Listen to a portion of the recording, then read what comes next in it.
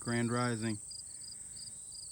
Welcome to the garden, and thank you for watching. This is going to be a quick video, or I'm going to try to make it reasonably length. I have a limited phone storage, and my phone will overheat out here in the direct sun. But let's get into what's going on here.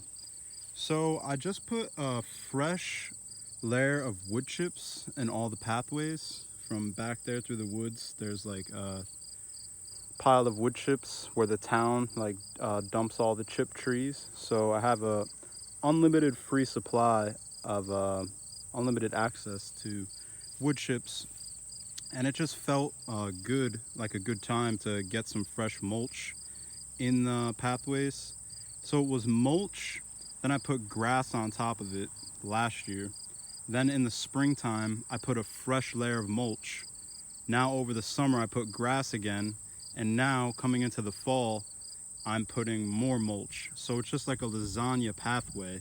Just keep on layering and layering with mulch and grass. And eventually that's all gonna break down into soil, and it can be harvested out of the pathways onto the beds to build up the bedways. But for right now, I'm not harvesting out of the pathways. I'm just layering it and layering it and layering it. And another good thing to note is that when the grass is on top of the wood chips, it can become very damp and moist, like lock in the moisture almost a little bit too much. And since we're going into the colder months, right here, this is my only non-raised bed. The raised beds can also help with the frost, but since that bed is not raised, it's flat, low in the ground, that bed can get hit by the frost more so than the raised beds.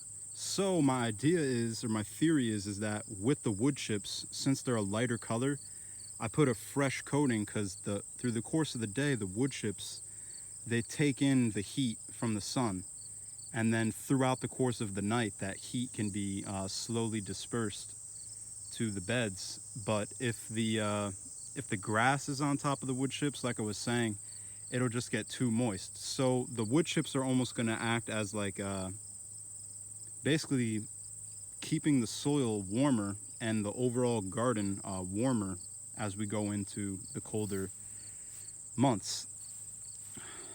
I've established a pathway now with some wood chips, so this is nice. The potatoes still haven't came up here yet for the fall harvest. These potatoes did though.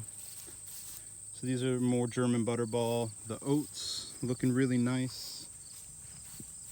Strawberry patch that I'm going to have to separate in the fall time when the plants go dormant. And I said this in the last video, but it's just more and more ever apparent that I'll definitely be able to have like a full bed of strawberry plants next year, maybe even propagate some plants to sell.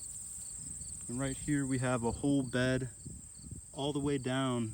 This bed right here is winter radishes or fall radishes coming up. And now that the light has been released, the sweet potatoes have been vining out a little bit more, doing their thing. The Royal Burgundy beans just kind of put on their last harvest this week for market. They're kind of putting out now. I do have some more beans. We'll have some fall beans coming into play right here. I believe this is the strike bean again, putting out some new flowers, some new young fruit. So I hit the succession planting on that. Good. We got a cucumber vine right here trying to do its thing. Got a little cucumber set. Cut out the flint corn. This strawberry, this everbearing strawberry's got a flower on it, so that would be nice to get some fall strawberries. These are some marigolds that were getting shaded out, but now they'll be able to hopefully put on their flower by the end of the season. This is some more dragon lingerie, be a fall planting of beans. And then as you can see, I just got the mulch going all the way down. Also intermixed with this, hopefully the sweet potatoes don't shade them out too much, but I just noticed the other day, right here where my finger is, I don't know if you can see it, there's little tiny carrot seedlings that I planted starting to come up. We got some lettuce looking nice. We're in a big transition period right now, so the garden may look very empty, but I promise by the next time that I do my next update video, there's the carrots, it will be filling in more. There's some more radishes. So this whole bed, winter radishes, those are for fall potatoes. We got carrots, sweet potatoes, a little bit of lettuce, and we're coming up on another 3-day stretch for root days, so I'm going to be planting a whole bunch more root crops. Whatever isn't planted out is going to get planted with root crops coming up on the root day. And then in the first 10 days of September, I'll be planting all above ground crops, my leaf crops like cold hardy, tatsoi Asian greens, Mizuna Asian greens, and lettuces. And I'm thinking about putting up a little tiny low tunnel with the agribon cover to really get farming into the fall time and winter months. But you need to get your plant established now, or you're not gonna have anything to work with in the wintertime, because as the daylight gets slower, the plants grow extremely lower. And then after November 4th for my area, the time that it goes below 10 hours of daylight, everything stops growth completely until it goes above 10 hours of daylight again around February 4th. So we have, just to finish that off, so that's why you need to get your plants established now, so they will have established enough root systems to grow through the winter time. These are some winter radishes. I believe it's a white daikon radish, a winter radish. So that will be ready in the fall time. That's what that whole bed's gonna look like with these big fan leaves. And they really just started taking off. I watered for the first time in like 3 weeks. And then because I noticed it actually getting like really dry, like the system wasn't keeping up with the moisture anymore. So I watered a few times, and then we got 4 rains in a row. So everything really started recovering and taking back off. As you can see, I pruned a lot of the leaves off because they were getting bad, but it's still got some flowers set on it and some beans, so I'm leaving these few plants right now. There's a few more cucumber vines. I talked to another farmer, and he said they didn't have luck with cucumbers this year, so it might have just been too dry of a year for cucumbers. Some cilantro that went to seed. I made some salsa, and I put in the cilantro seed, which is also known as coriander, when the cilantro goes to seed for a spice, and whew, it smells so potent, and it was really good in the salsa. And we got some more. This is all going to be beets, I believe. Beets and more radishes, just all fall cold hardy root crops. Here's some more fall beans. We got the AK-47 cannabis plant. I bent this one over. I forget what it's called, like cat-tailing it or something tailing it, but I'm trying to see if it works, like, because the same thing happens with a tomato. Like when it falls, the tomato falls over and then it just branches out. So maybe that will happen with the ganja plant. But this was transplanted late. It was a start I got from my buddy, and I put them in like middle of June. So we'll be lucky to get a harvest off of that. Some lettuce, some mustard greens that are going to seed. There'll be more mustard greens too growing. Some little tiny tomato. This is the bed of apples. I've been harvesting wild apples, making wild apple cider for market, and I take all the cores, dump them in here, and then hopefully next season we'll have some apple saplings. What else have we got? Yeah, like I said, it's in a big transition period right now. There's a lot of blankness going on, but I can't get down to, you can't kind of see it, but there's little greens and there's little tiny seedlings coming up. But I just thought it would be a nice intermediate update, because the next time I do a video, it'll all be filled in, hopefully. And then the New Zealand spinach still just taking over. We got 3 of these semi-determinate. I wasn't able to name it in the last video, but I remembered it as I played the video back. This is called Moscovich tomato. It's an heirloom semi-determinate, so it only takes 60 days. This one right here as well, we got the little lettuce. This is one of my new favorite varieties called Red Mist. And yeah, so these will be some nice fall tomatoes. And then since I cut out a lot of, like, lettuce wasn't doing good right there. That's my last row of lettuce for right now, that I'm still harvesting off of for market. And then I just planted a whole bunch of more root crops right here, some more mustard greens. This cannabis plant was from seed, the unknown, don't know what that is. And then that's another one of the AK-47s. Or no, it's actually, I'm sorry, not AK-47, it's a sour diesel. And now that I gave it more sunlight, it's starting to do its thing. And I've been pruning heavy on the leaves too, so it could put more energy into getting taller. And then the buds. And something cool about the cannabis plant that I didn't even know until last year is that it doesn't even start to flower until we go below the 12-hour daylight point. So I don't know where we're at now, but I would think we're getting pretty close to it, or we still kind of got like another month really. But so yeah, your cannabis plants don't start to flower until it goes below 12 hours of daylight. And I think that that's something just good to know, so you're not just like kind of waiting around like, oh no, why isn't it flowering? Like, why isn't it doing its thing?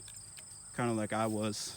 And then my buddy gave me the information. So yeah, I just snipped off all those big fan leaves, and that's gonna put more energy into it growing upwards, and more energy towards the buds once that that time comes.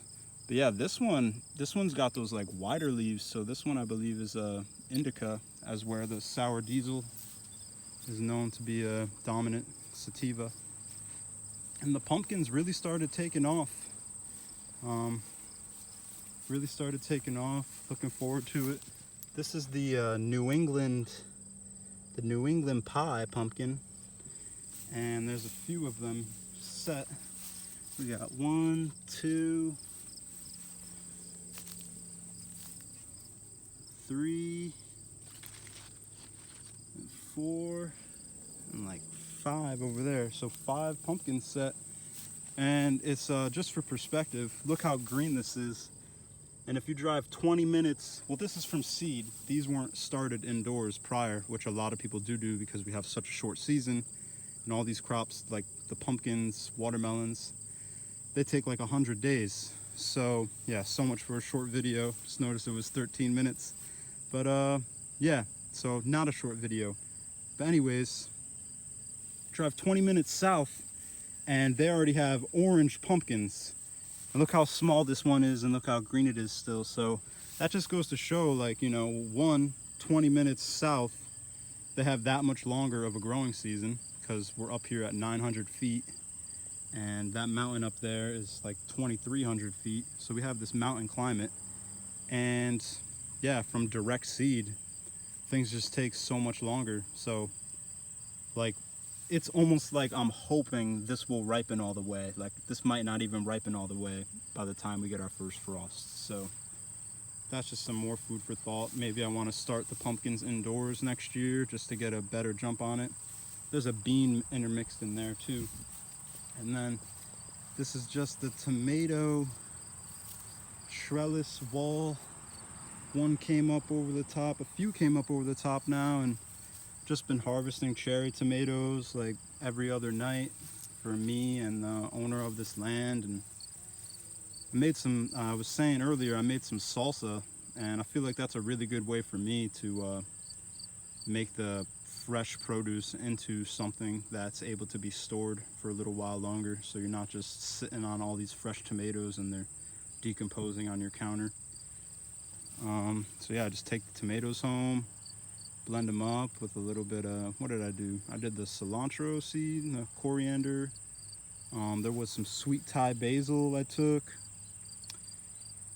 And I took a few other things too. I can't remember. I had a pepper and I just blended that all up and made a quick little salsa. The Jerusalem artichokes are doing very good. Also enjoying this more sunlight coming in. And then a surprise.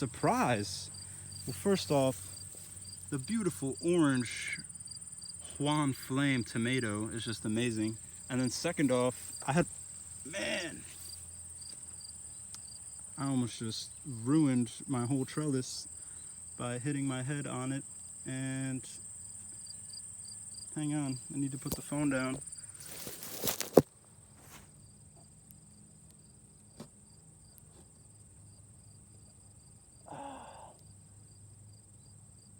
Okay, I fixed it. Yeah, I always hit my head on this, and it's literally just a 2x4 sitting on a copper pipe that I bent, and I made a little notch. So I knocked the wood out of the notch, but I just put it back on. And there's so much tension with all this rope. Oh, it would just be a shame if that thing fell, but it didn't, so thank gosh. Mexican sunflower. So intermixed with the amaranth and the velvet queen sunflower and this huge hoppy black eye sunflower, there was the Mexican sunflower, and for some reason they just started popping off. So one love to the Mexican sunflower. These can get like 12 feet long, and they're really good nitrogen green manure, chop and drop. So you chop and drop that, and it feeds nitrogen to the soil. There's my little copper pipe notch, but it's doing good. I rested it back on it. Just got a few more months to go and it'll last. And then it's got some sweet corn right here. And yeah, this honey, I thought this was the black Japanese squash, but it's not. This is the honey nut butternut squash, and there's a few of them set on here, so that's cool. There's a watermelon that actually set fruit, and like, you know, people are already harvesting watermelons, and look how small that is. It's like a golf ball size. So kind of probably shoot myself in the foot if I think that that's even going to ripen by the time it needs to, but who knows? You really never know. We could get a warm fall, so just kind of got to let it run its course. And then yeah, there's just the rest of the pumpkin mounds. I did some scything from where my finger is all the way to over there. This whole green patch right here I've been maintaining the whole summer. I scythed it once, like 3 different times, and that cut this whole pasture. Now the grass is growing back, and I just did 2 rows yesterday, and I just put all of the grass on the garden for fall coverings, along with the new mulch in the pathways. So the fertility has been reset and put back into the garden for the second half of the season, and I may scythe a little bit more just to keep on maintaining the pasture. See a monarch butterfly out there. One love to the monarchs. And yeah, this is your Jay's Grass-Fed Garden update. Putting the mulches on the pathways and restocking. And by putting the mulches on the pathways, we're restocking the fertility. So thank you for watching, and we'll see you on the next one for a much more filled in garden. 2 eggplant that are doing really good. Hopefully to get some fruit off the eggplant. One love, wholeness. Peace out.